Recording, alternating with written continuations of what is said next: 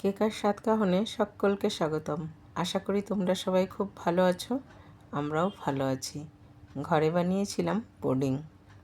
মুখে দিলেই মিলিয়ে যায়, স্বাদে ও গন্ধে একদম সেরা। ডেজার্ট হিসাবে পুডিং সবারই ভীষণ প্রিয়, আর যে কোনো রেস্তোরাঁ থেকেই এটা আমরা বহু মূল্যে নিয়ে থাকি।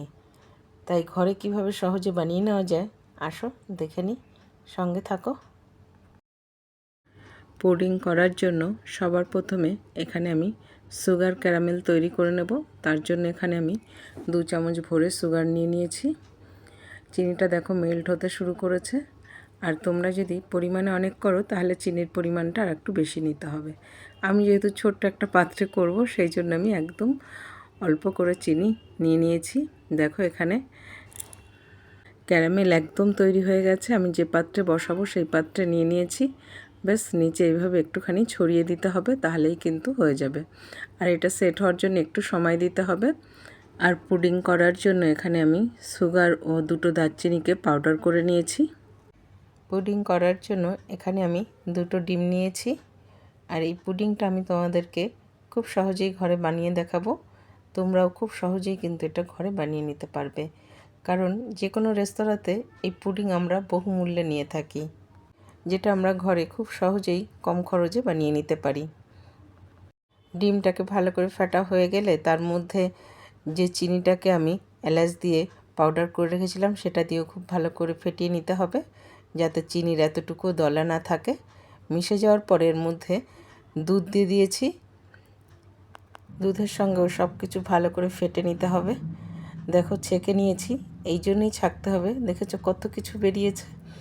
একদম স্মুথ হওয়া চাই, তার জন্য ছাঁকাটা কিন্তু পুডিং করার সময় একদম গুরুত্বপূর্ণ।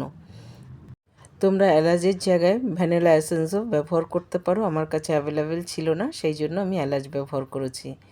এখন এটাকে কভার করে 25 মিনিট মতন লো ফ্লেমে এটাকে আমি স্টিম করে নেব। আর গ্যাস বন্ধ করার পরে এখানে আমি যতক্ষণ না ঠান্ডা হয়েছে তত পর্যন্ত কভার করে রেখেছিলাম। এখন কিন্তু এটা একদম ঠান্ডা হয়ে গেছে। এখন নামিয়ে নিচ্ছি। কিছুক্ষণের জন্য আমি এটাকে আরও ঠান্ডা করার জন্য ফ্রিজে রাখবো।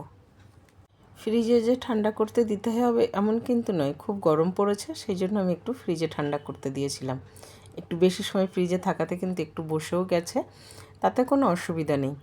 এখন এটাকে আমি দেখো ডিমোল্ড করে নিলাম। একটা সুন্দর কালার এসছে, আর দেখতে যতটা সুন্দর হয়েছে না, এটা কিন্তু খেতেও বেশ সুন্দর হয়েছে। কত সহজেই না ঘরে বানিয়ে নেওয়া যায়।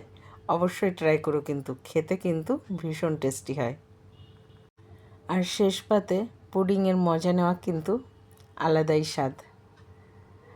ঘরের সবাই আমরা ভীষণ তৃপ্তি করে খেয়েছি, ভীষণ টেস্টি হয়েছিল খেতে। তোমাদের কেমন লাগলো কমেন্টে জানাতে কিন্তু একদম ভুলো না। ভালো লেগে থাকলে চ্যানেলটা ফলো করে দিও।